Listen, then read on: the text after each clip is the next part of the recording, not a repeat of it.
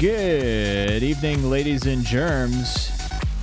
You're tuned into TGBF, and we got the Starcraft Showdown well underway at this point, into our fourth matchup of this round-robin tournament. And it should be a good one. We're going to be watching Syckness and TorcH. And right now, you're listening to Shedder, and alongside me is, as always, Mr. Andy Zoom. How you feeling, friend? Oh, I am feeling fantastic, my brother and Greaseman Shedder the Mighty. This is an awesome matchup because I am a Zerg player, and Syckness is an awesome Zerg player, so I like watching them play. Plus, TorcH, TorcH is killing it. He's based in Korea now. He's doing StarCraft full time like a champ. So this should be a really good matchup. I can't wait to see this game. Plus, I love Scrap Station, so I can't wait. Yeah, we'll say we're going to be seeing Scrap Station first, and then Blistering Sands and Metalopolis, maybe not in that order, but those are the matches, or the maps for this matchup. Let's take a quick peek at the current standings. After our match just a short while ago between Nadagast and Jaeger, Jaeger got on the board here. Way to go, buddy. We were all pulling for you. So but he's still bottom dwelling there at 1-5, and Nada moves up to 4-2. And there was just a little bit of chat in the lobby here between TorcH and Syckness. They're kind of trying to get in each other's heads here. A little talk about how basically the winner of this is more or less going to have a bye right into the final match, or so they think. I haven't actually done the math on that yet, but that sounds pretty plausible. So anyway, this matchup, what do you think? What are we looking for? How do you think this one's going to go down? Well, ZVT can go a lot of different ways, but I mean, I want to see Banelings. I want to see Banelings everywhere. I want to see fucking Baneling City. So that's what I'm looking forward to. I want to pull an Artosis and be able to, hear someone yell so many Banelings at the top of their lungs. That's what I want to hear. Plus, this is a pretty big deal because we got some pretty cool prizes for the players. Of course, first place is going to get themselves a brand new GTX 460, the best NVIDIA GPU for StarCraft available on the market. And then second and third place are going to have a Patriot Memory super high quality 60 gigabyte SSD drive. So that's going to take you to the next level. That's going to turn up the heat on your game, if you will, and let you burn down the competition, if you will. So pretty excited about that. Back to you, Shedder. Yeah, I can tell you're pretty excited about that. Right. And with that, they're already cutting in here, so I'm going to toss it out to those guys, our play-by-play commentators for the tournament, Eckstein and Fiststicks. Yo, what's going on, guys? Thanks for tuning in tonight. This is our second best of 3 matchup between TorcH Gaming over all the way in Korea and Syckness. Syckness being the Zerg player, TorcH, of course, is the Terran. I'd like to welcome all of you who are just tuning in now that Day 9 Daily is over. We'd love it if you could tell your friends that this is going on. Got some really awesome matches coming your way, so just poke your buddies who watch Day 9, who watch all the other stuff, DJ Wheat that was just on. Tell them that there's a new stream on the block, and you should check out this new stream because, man, we're just awesome. So let's get started because this match is going to be sweet. I haven't even seen this map yet in the tournament so far, so here we go. Yes, and the countdown finally getting started. There we are.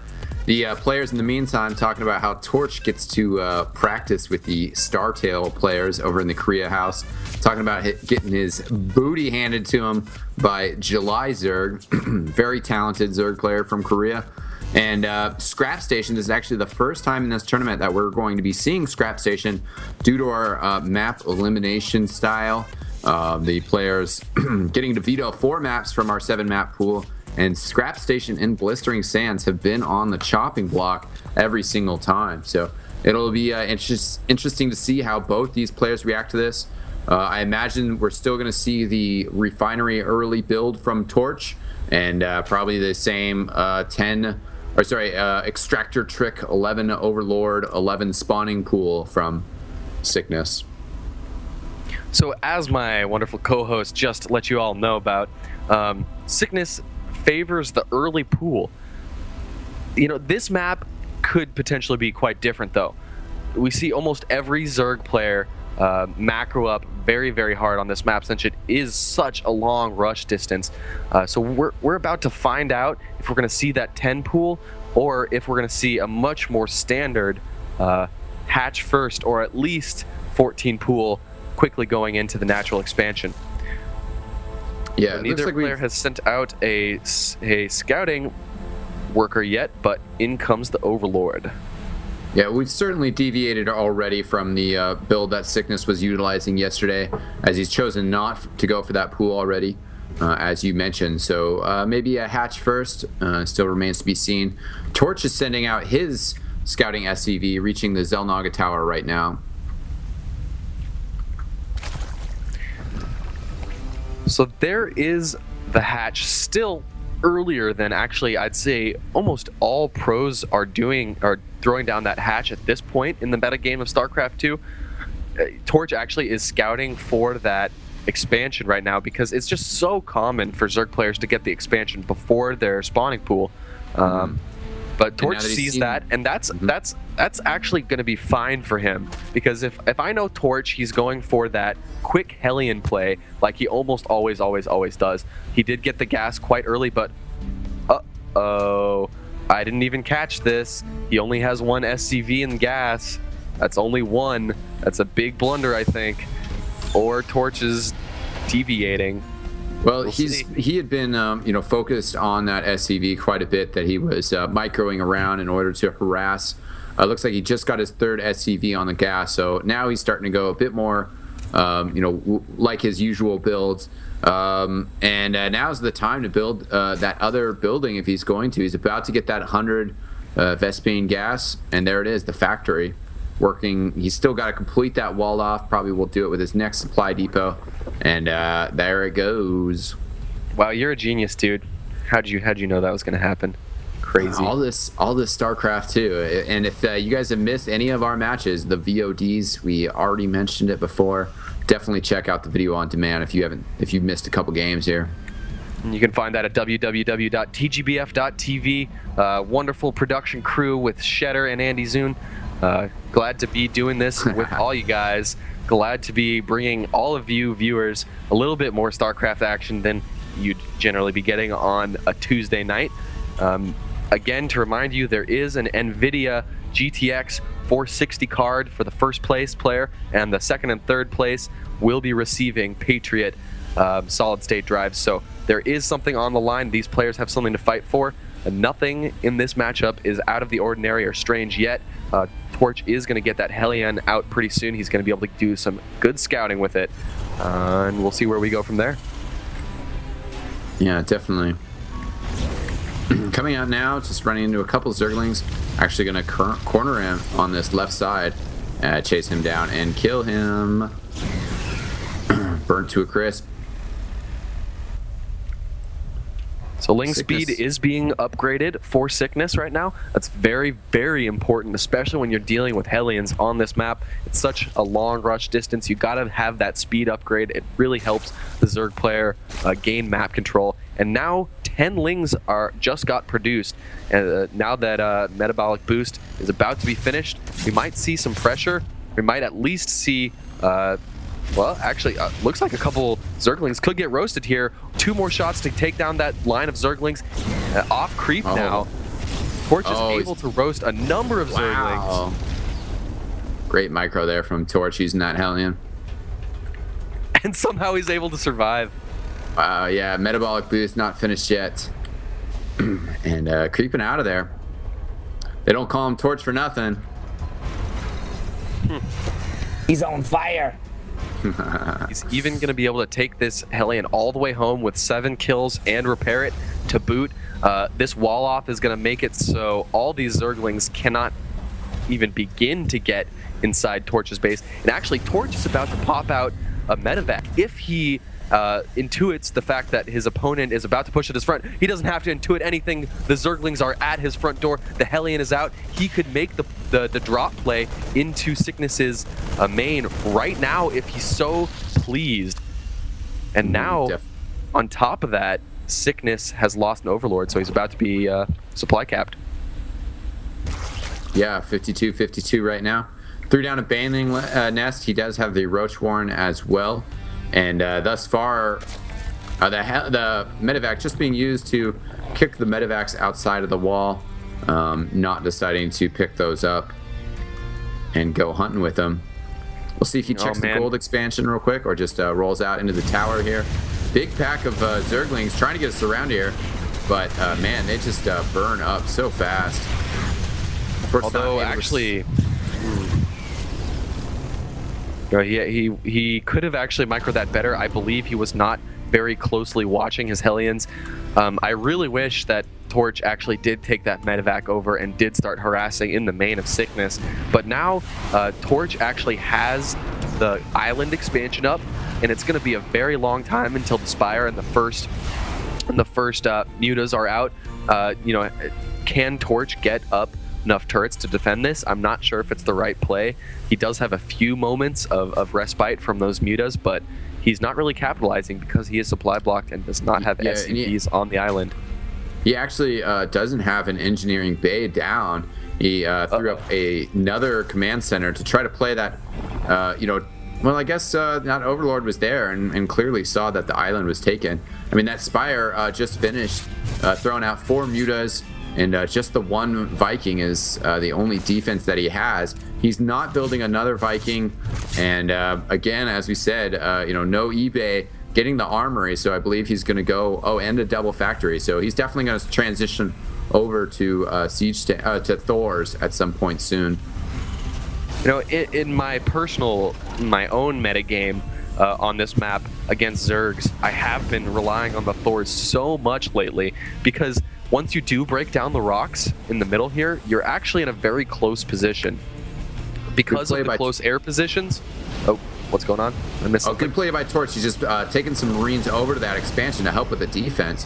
I mean, that Viking alone couldn't do anything, didn't have any turrets, and then just, great instincts, great timing to move those Marines over there. Because now, he's going to have to get a significantly larger number of mutas to be able to break through there. Wow, I gotta say, TorcH is having some extremely unusual play, some extremely interesting play. I would expect absolutely nothing less from the man himself. He has a 3rd orbital command coming out right now. Actually, his base is rather unprotected from these mutas that are amassing right outside. These mutas could actually do a ton of damage. Most of TorcH's anti-airs are all on the island right now. Only one Thor actually could get magic boxed down rather quickly right now. Yeah, 2 Marines and 1 Thor is about all he has for air defense. Still doesn't have an engineering bay done, so Syckness wants to test him over on the right side on that expansion, and actually drawing those Vikings away from that expansion would be deadly to the chances of his attack here. Actually did put down the EVA, so he can get turrets. Good sniping that one medevac. He's going to see this 3rd command center, orbital command, excuse me. And level 1 attack upgrades just finishing. Also getting centrifugal hooks to increase his banelings. But if we keep seeing Thors, banelings aren't necessarily the most effective against Thors or siege tanks for that matter.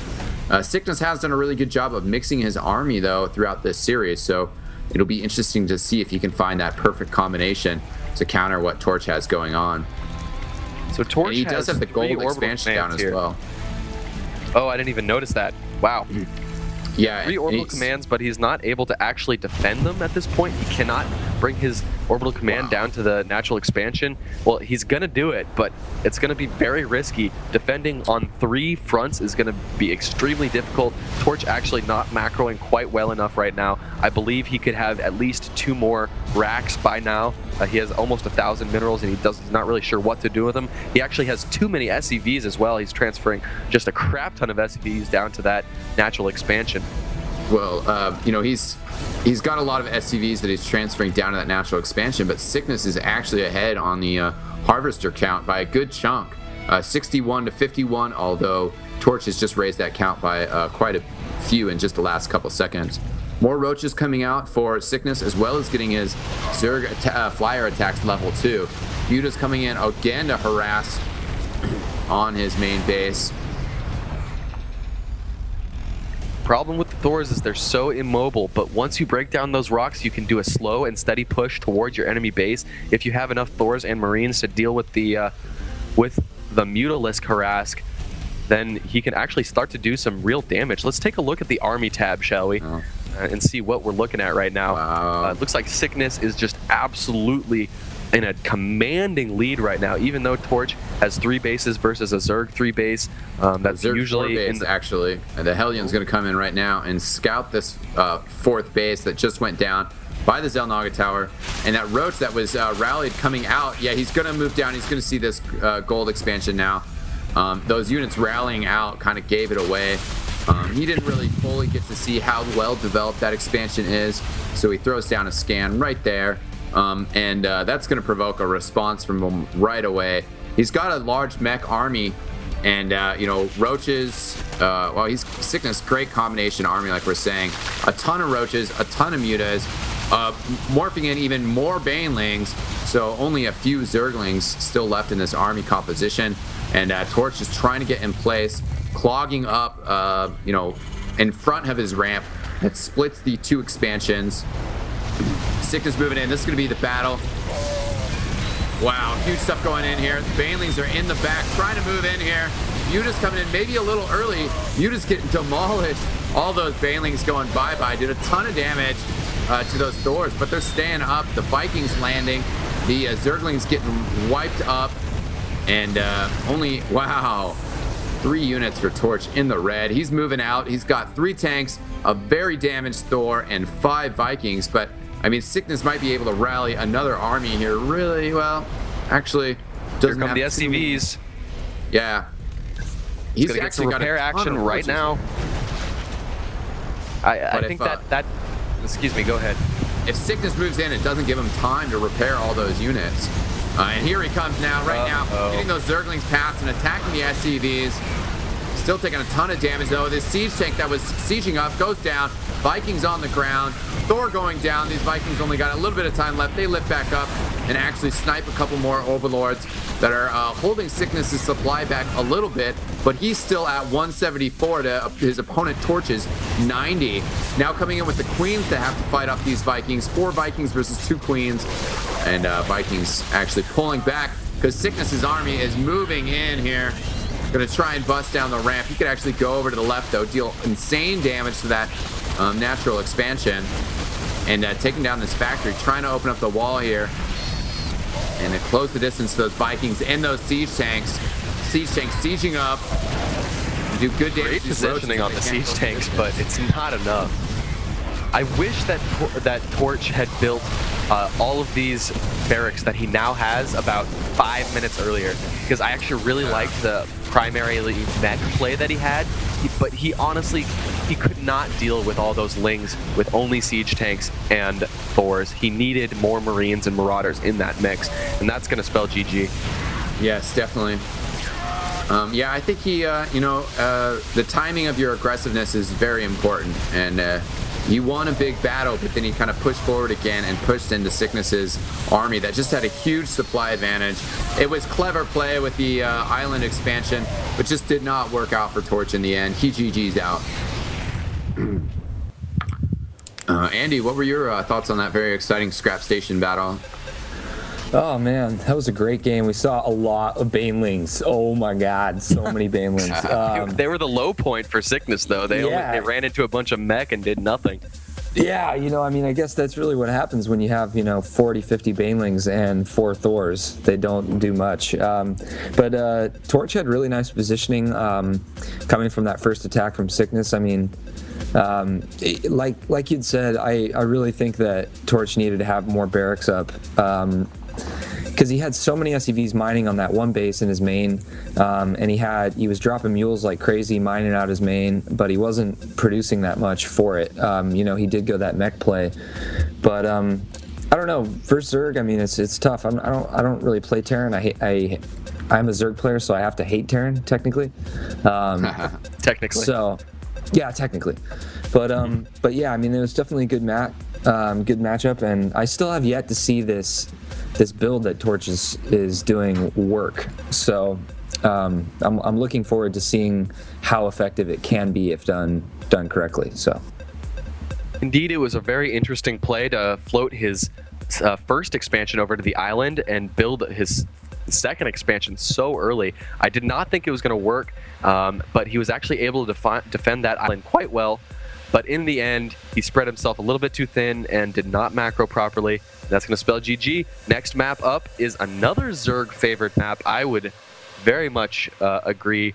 Metalopolis. We've seen a lot of Zerg players really choose Metalopolis early on, especially early on in Starcraft 2's metagame. Metalopolis was the map of choice for most Zerg players. Now a little bit less so, but it's still, most people would agree, favors the Zerg player. Either way, TorcH has a bit of a better chance as, Scrap Station extremely so favors the Zerg player. Here we go. The countdown has started. Get hyped because the second match of this best of 3 is coming your way. Yeah, definitely. All Blistering, Metalopolis, second map that saves Blistering Sands for the third map, which is a really interesting Terran versus Zerg. Of course, seeing the spawns here, and looks like Syckness once again gets the close spawns. Yesterday in that game against Jaeger, we actually had the game drop us all after Syckness got far spawns, so I'm sure he'll definitely be a little bit disappointed with close spawns again, but, could be worse. This bottom spawn, actually, the Zerg larvae are just a little bit closer to the minerals as opposed to getting that 12 o'clock spawning location. So it's not the worst thing ever. I actually have never even thought about that before. That the larvae are on one position, yet you can spawn in different positions. Either way, almost inconsequential, but these close positions surely favor TorcH, even though this map in general, the long positions would favor the Zerg. These close positions do not allow Syckness to macro as he probably wants to. But then again, we've seen Syckness play as an extremely aggressive Zerg, something we haven't seen much lately in the GSL or in MLG. So. Actually, well, I think he played in MLG, so I might have to bite my tongue on that one. But either way, TorcH is going to come into Syckness's base right now. He might actually be able to delay this expansion. Nope, there's no expansion. Instead of spawning the pool, might get thrown down. Instead, is there expansion? He's doing a great job delaying here, playing footsie with this SCV. And the two drones out here, as the scouting drone was going out at the same time as the hatch drone was planning to go out there, he does, in fact, throw his pool down, costing him the resources he was saving up for that hatch, and hatch going down in just a few seconds. There it is.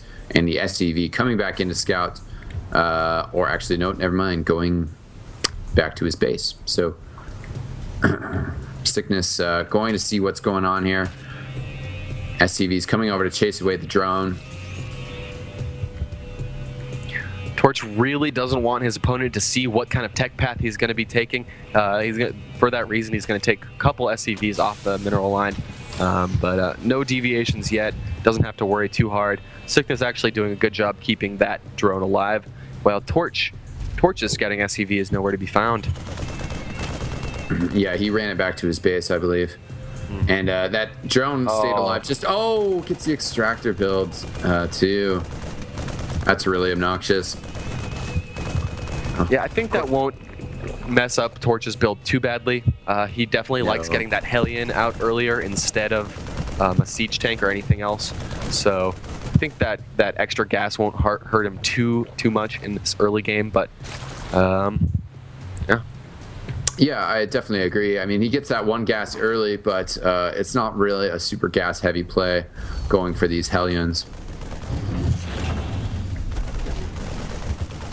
Yep, and there's the Hellion. Hellion and a couple Marines, actually quite effective against Zerglings, especially Zerglings without speed. And no speed being upgraded yet, instead of Roach Warren. So actually, I would say TorcH has a window of opportunity before the Roaches get out, and while he has the Hellions, to actually do some damage. But that Roach Worm is finishing, so that window is quickly closing. As well, a Spine Crawler is being morphed, so that's going to definitely help with defense. Yeah, definitely very helpful. And TorcH has this Hellion out. We'll see I was curious whether he would just chase down those zerglings and fry them up into crispy bits.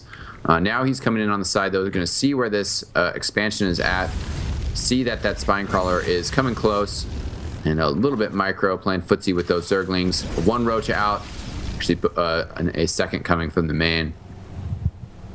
So now that a single roach is out, I think that's going to force Trevor to get at least 1 or 2 marauders. Go ahead. Sorry for interrupting. Oh, no worries. Yeah, he's switched over. I was just going to announce he's putting up 2 tech labs, 1 on his barracks, so maybe getting those marauders out that you mentioned, but also a second going down on his factory and switching over to siege tech. So I think he's just going to do a switch, quick change here, show that 1 Hellion, but switch over to different tech right away. Syckness anticipating maybe a little bit more aggression and has thrown down a second spine crawler, which is always a safe bet, and has also thrown down a baneling nest. I really like how Syckness just progresses from one technology to the next, not being too reliant upon one type of units and saying, okay, well, I've got my roaches out, now I just need to get a lot of roaches and everything will go well. It seems like right away he's often getting his baneling nest out after getting his roach warren out, and then not really using the banelings, but just, wow, that is quite the army coming in from TorcH. 5 SCVs with it as well, 2 Hellions at the front. So that 4 spine crawlers, yeah. Yeah, that tech lab just coming out to get the siege tech quick, get that first tank out, and then get a second Hellion. So he's going to siege up here, and a bunker going down as well. This is going to be great work against these spine crawlers. As long as he can hold the rest of his army behind, he's going to do a ton of damage here, losing 1 SCV. Now Marines on the left-hand side, taking a little bit of damage. Maybe, a baneling coming in here. Oh, death and destruction to that bio ball. Oh, huge loss here. Oh, there goes that siege tank. Didn't even get a spine crawler. Wow. Now, it should be worth it to note at this point in time. We've already mentioned that, TorcH is playing from Korea with the Startail team, but I think we haven't really really discussed it. Yeah, and TorcH mentioning it in the chat saying, guys won't listen to me. I mean, TorcH is playing from Korea. He has quite a bit of lag to deal with, and that just really hampers your micro. And that was a situation where he really needed clutch micro. He needed to keep his SCVs back. He needed to keep his Marines out of range, and just too much there. He couldn't properly handle that attack, and yeah, that's a sad face GG. That made me sad too. I'm a TorcH fanboy, and I actually really liked the concept that he had. He saw all those spine crawlers. He said, screw spine crawlers, I'm going to put up a siege tank and bunker there. And it actually, I feel like it was going to work. I felt like it was going to work, but unfortunately he mismicroed. Maybe it was lag, maybe it was a misclick, and those spine crawlers got to whack away at all of those Marines and Hellions. So a little bit of mismicro and a quick GG, a little bit sad. Yeah, so definitely, influenced the lag there. Andy, Chris, what's going on? That was a perfectly timed and would have been well executed, all in right there. I mean, he had the bunker going up, he had the SCVs, he was able to repair the tank.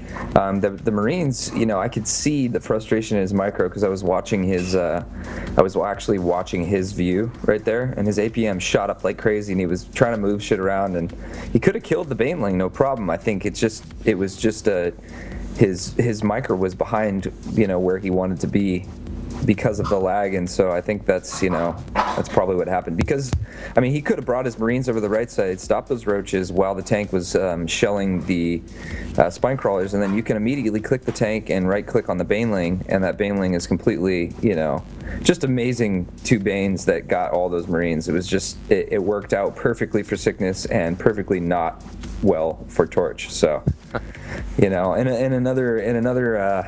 another life that probably would have worked perfectly. Watch out for those dishes back there. Yeah, the French chef and the you can't make an omelet without making some dishes. So, well, yes, that's correct. Astute observation.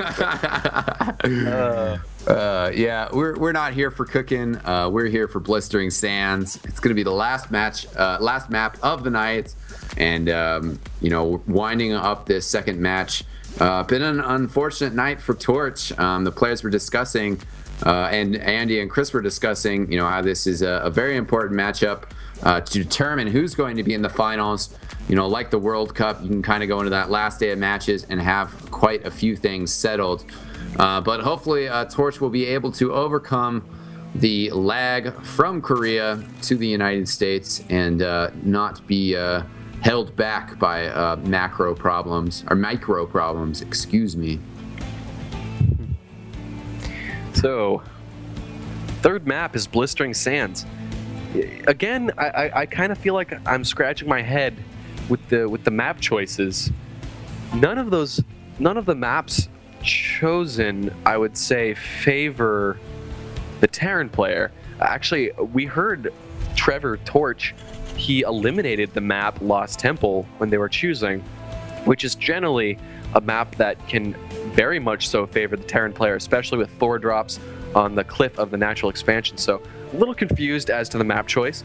Either way, very dynamic map, Blistering Sands. Hopefully we'll be getting in game in just a second. And this will be our final map of the night. Again, folks, there are 2 solid-state storage drives from Patriot Memory on the line for second and third place, and a very shiny new NVIDIA GTX 460 for first place. So these players actually have a real incentive to hunker down and take some wins here. So hopefully TorcH can get his second win of the tournament. Right now he is a lowly 1-4. So what? Oh, it started? What? Oh man. Oh man. Oh, look. Yeah. Difficulties. I thought you were in the Why party. didn't you interrupt me? Well, maybe you're going to take a solo cast here, or do they want to restart? Yeah, well, Andy, why don't you join me as my main second commentator? Fishsticks is going to be watching the stream, so he'll just be a couple seconds delayed, but definitely if you have any interesting observations, Fishsticks, hop right in. Okay, I'll be the color commentary. That's delayed. There you go. We'll switch roles there. We got a rotation here. Unfortunate mishap, but you know, small things. Everything else has been going so smoothly. Fishsticks was definitely talking about the sponsors. Huge shout out to them. We can't shout them out enough. We also can't shout out Mr. Chris Shetter enough, running the camera and audio mastery. He is the man. We got a grease man. We got a grease man. Yeah, Shetter is the man. He is the mighty Shetter. He is in control of all things electronical. But yeah, so we still haven't seen a deviation from standard play here. You got a pretty macro-heavy start from Syckness. He's going double queen, which is interesting on this map because in the GSL recently we've seen a lot of really fast all-ins and early marine pressure from Terran players, but that is not really TorcH's style, and I'm pretty sure Syckness knows that. So he's going to go for that double queen early expansion build, which is going to allow him to get his macro production abilities up insanely fast. So TorcH is factory first into the Hellion play with the 1-1-1 build that he's going right here.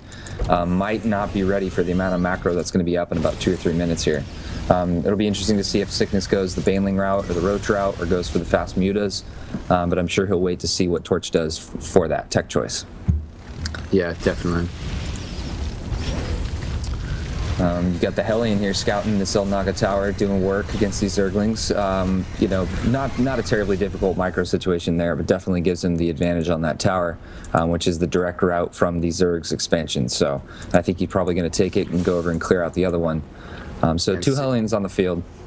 And Syckness pumping out 6 Zerglings and a Spine Crawler at his expansion. Spine Crawler gonna get up maybe just in time. I don't know. Hellion's gonna have an opportunity to run past it. And, well, looks like they're actually gonna micro. The other 4 Zerglings have arrived on the scene. 1 down, a second at half health.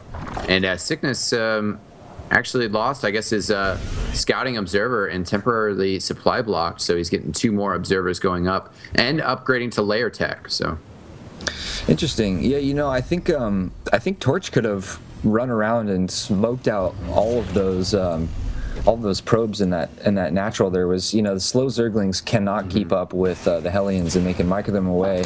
That would have definitely put Syckness on tilt and forced him to produce a lot of zerglings, or maybe, you know, put his queen in danger. But TorcH, you know, just trying to play it safe and used it as more of a scouting method rather than, you know, doing a full-blown attack. We do see the Roach Warren up. No layer yet. Oh, actually, excuse me, the layer's going up for the expansion. I've heard better commentators than myself saying that this means that if you lose your expansion, you plan to GG. So if if he loses that layer, then he is in serious trouble. So he is not planning on losing that expansion anytime soon. Yeah, I was wondering about the decision to move that layer there instead of the upper base. It does have an extra 500 health points on it. And Syckness, in the meantime, he has got Cloaking Field going down and 2 Banshees coming out. So he's working on doing a little Banshee harass. The quick layer is certainly going to help Syckness deal with that, and threw down a little scan there to see what sort of technology Syckness is going down, and he sees the Baneling nest going down. So unless he gets an observer up here fairly soon, this 2 Banshee play could be very effective. And I like how he's still spitting out Hellions from his factory. I mean, just 1 more, so he's not really using a lot of resources there, but I think just enough to make his opponent still think that he's going with the same technological route. The Spire coming out now, so I mean, he's still going to be short of an observer, but with those mutas, if you can get those mutas in time to deal with the Banshees. Actually has 4 Banshees out right now and is building 2 more, just letting their energy build up. That's a brutal number of Banshees. Yeah, this could possibly be GG if TorcH gets into his base before that Spire goes up, before those mutas can be built. 4 Queens will lose to 4 Banshees every time, especially without that Overseer. So because he's got the cloak ready, and he's got 5 Banshees moving out immediately with a quad Hellions and a couple Marines, this is going to be serious business for Syckness, and he does not have anything to deal with this right now. His Spire is not even finished yet, and if the Banshees can go in and clean out the Spire right away, then that's going to be... So, I think this is a mistake. I think he should go right away for the Queens, eliminate the Queens, and then take out the Spire, because Syckness has got 400 gas. He's going to be able to put 4 mutas together right away, which is going to definitely help this. Although serious damage being done, Hellions roasting away Zerglings and Marines taking out Roaches, but the Roaches are definitely going to be able to do serious damage without getting taken out. And there they go. Now all that's left is these Banshees that are going to be able to do damage to him. And oh my god, so much damage. There goes the Cloaking Field, but yet that Overseer sees him, and 1 Banshee micro down. Nice micro by TorcH, pulling that Banshee away. So now we're going to see what the mutas can do, as 3 of them are about to pop out and a 4th on the way. So this could be bad. He sees those mutas. I'm still really surprised that he's not going for that Spire. Just kill off the rest of the mutas. Oh, the Overseer coming in here, and he's just got to take this hatchery down. It's down to 200 health, and the muta's getting picked off by this Overseer. Takes out the main expansion, that main hatchery. That's huge. But he's got a ton of minerals, so we'll probably just see him throw that down again as soon as he gets secured. But this layer going down as well, getting really low, 250 health, and these last 2 Banshees finally getting taken out. At the same time that the hatch goes down, though, the last Queen going down as well. He has no Queens. His drones can't harvest anything.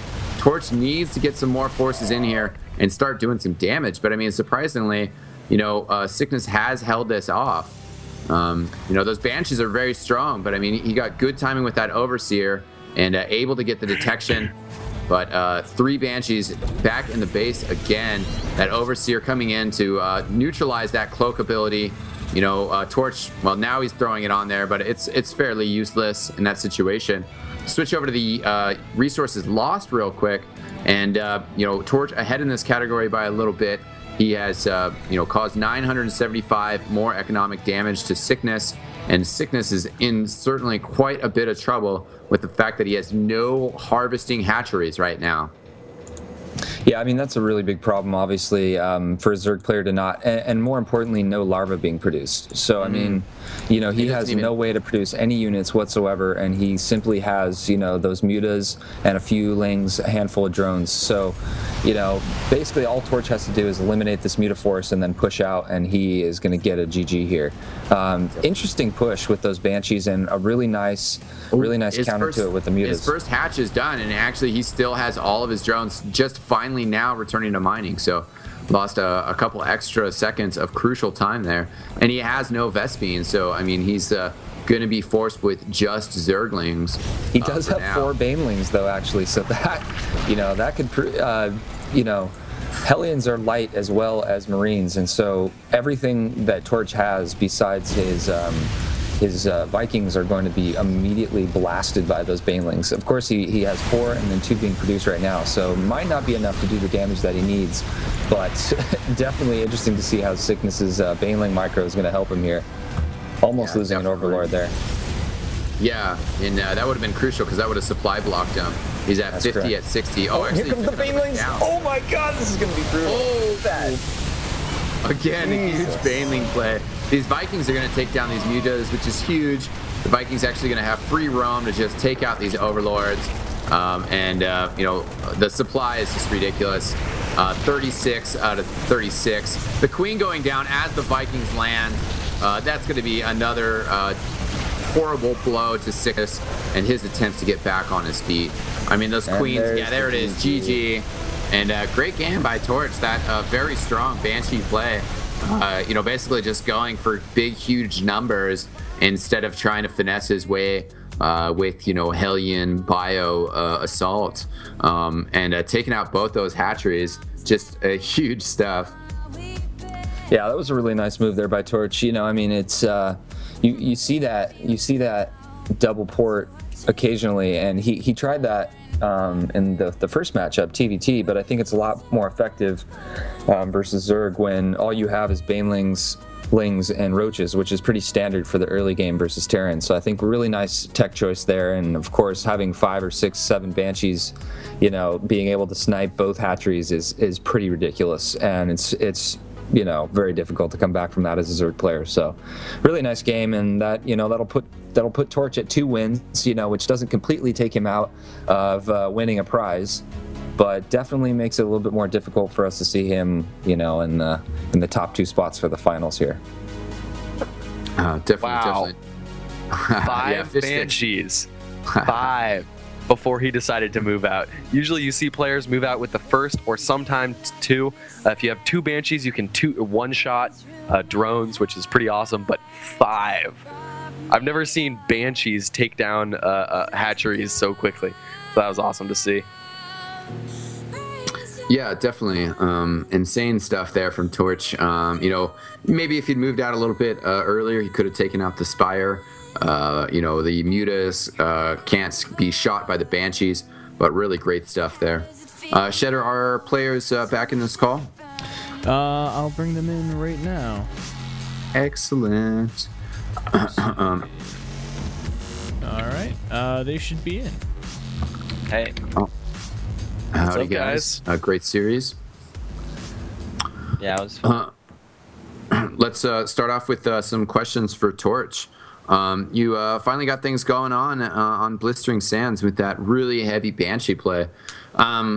Were you expecting to run into a Spire and you know, find sharp opposition, or did you feel with your Hellion scouting that you know, you were pretty strong? Is that why you waited for the 5 Banshees to just finish the game off all at once?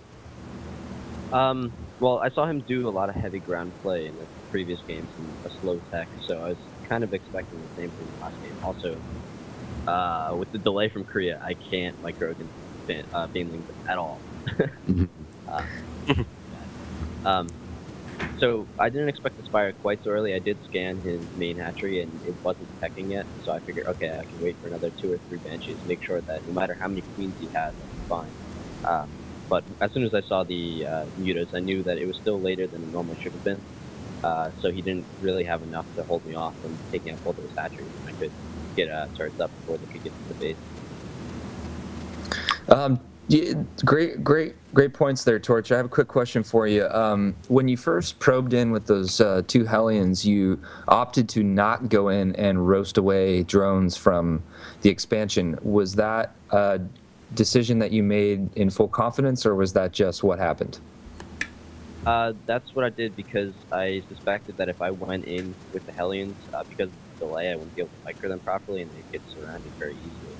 And Got I really it. needed to defend my base in case he did any sort of counterattack. Interesting. Yeah, that's a great point. I mean, Hellions are definitely a micro-intensive unit, especially versus Zerglings behind a mineral line. So that's a perfect answer to that question. You know, at the end there, did it scare you when those 6 Banelings came in and completely decimated your entire army? Of course, you had the Vikings. You had a serious amount of Vikings where you could land them and win the game. But that must have been kind of a skipped heartbeat moment. Yeah, it was again like I see the Banelings, and normally I can react, but they didn't have speed yet. So the Marines should be fast enough to run away and kill them all before they take any damage. But my units aren't responding at all. Like, see Banelings, all right, click away. All right, don't move. Okay, die. Okay. At least I have Vikings. Yeah.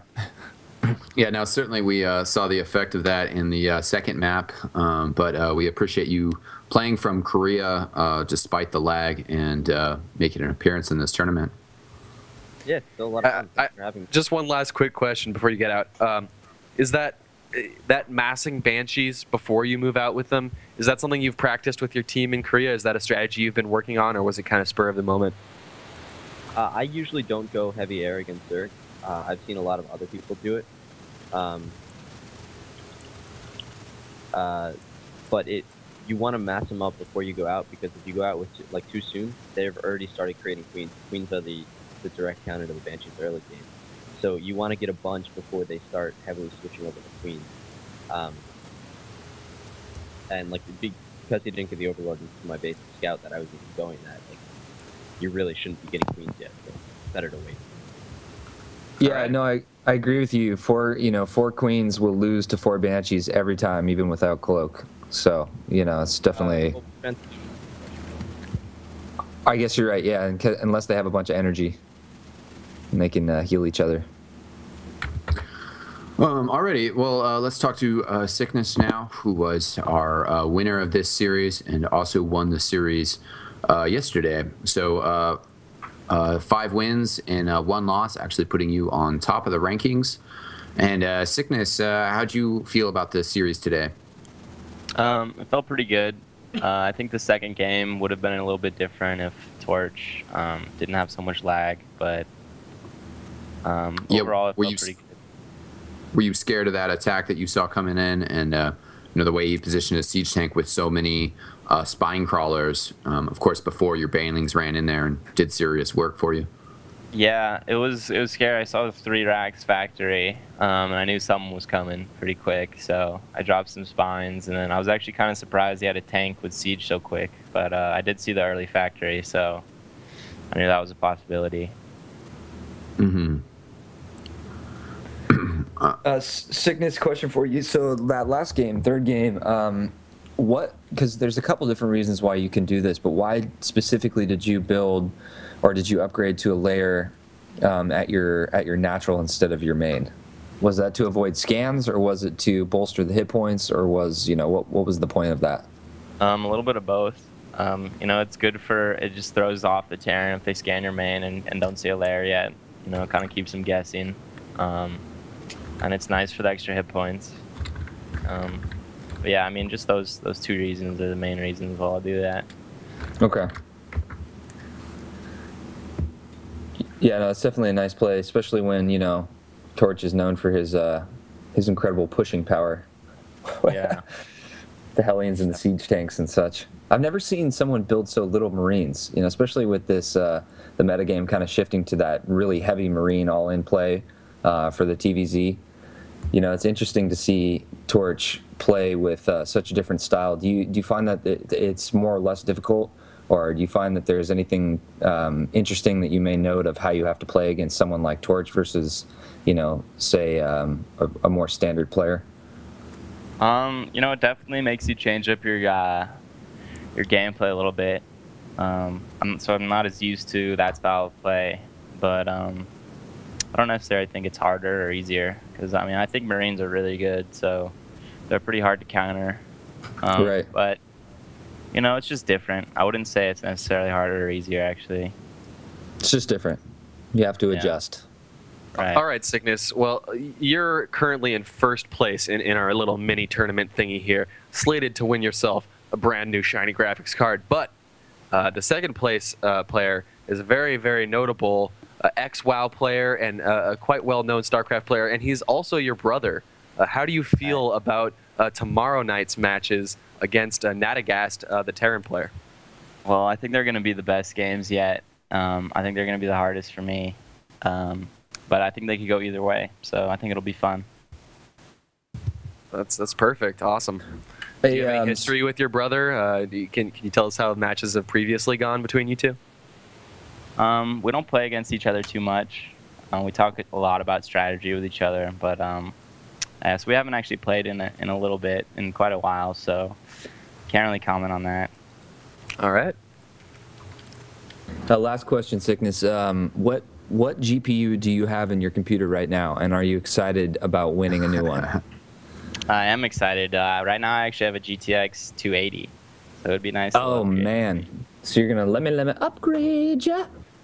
Yeah. Sweet, man. Well, that's good. I'm rooting for you because I'm a Zerg player, but of course, we're looking forward to those games tomorrow between you and your brother. Great. Alrighty, well, let's wind down the cast. Before we get out of here, let's get just a couple more shout-outs from the players. Syckness, why don't you go right ahead? Shout out to Lazarus Gaming, my team, and Strap Bunker, where you can get some StarCraft 2 lessons. Excellent, definitely. That is Syckness's website. Anybody interested in StarCraft coaching should go there. TorcH, shout-outs from you, man. Shout out to Cartel for on the team, and also vtgaming.net, where I'm posting up blogs and reviews and videos. Interview with John the Translator, which everyone seems to like so far. So check that out. If you can. John the Translator, you guys should check that out. We still have one more day of round robin matches tomorrow. As previously mentioned by Fish Sticks, it's going to be Syckness versus Nada and Jaeger versus TorcH.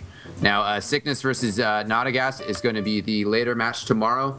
Once again, we're going to start our broadcast at 10 p.m. Eastern, 7 p.m. Pacific, and we will try to pick up the second round of matches immediately following the first. Also, tomorrow we'll talk a little bit more with our players, go over TorcH's upcoming GSL Code A matches, and just get out of here. Unless those TorcH, those matches aren't coming up for you today, are they? When are you playing in those GSL Code A matches? Oh, I'm actually not playing. There's 4 StarCraft players playing. Oh, okay. Last night for Korea, so this morning for you guys. Okay, well, best of luck to your team in that. Okay. We're gonna wind it up for tonight. Thanks for tuning in, guys. Shedder, why don't you take us out of here? All right, thanks, guys. Got the current rankings on the screen right now. Syckness retains his top position. He's at 5-1 after the second evening of play. Nadagast at 4-2, TorcH 2-4, Jaeger 1-5. TorcH still has an outside chance of getting into the finals if he does good tomorrow night. So we'll see how that all plays out. Definitely, I don't think anybody's really completely out of it. Not even Jaeger. Mathematically, at least. In any case, tomorrow night we'll get that all sorted out and see who's going to play in the championship match on Thursday. But those festivities will all start at 10 p.m. Eastern time, both tomorrow and Thursday, or 7 p.m. on the West Coast. Or if you're like TorcH and you're in Korea, it's like noon on Thursday. That's sick. All right, I just blew my own mind. So I'm going to get out of here. You've been watching the StarCraft Showdown on TGBF. Hope you all have a good evening. Happy holidays.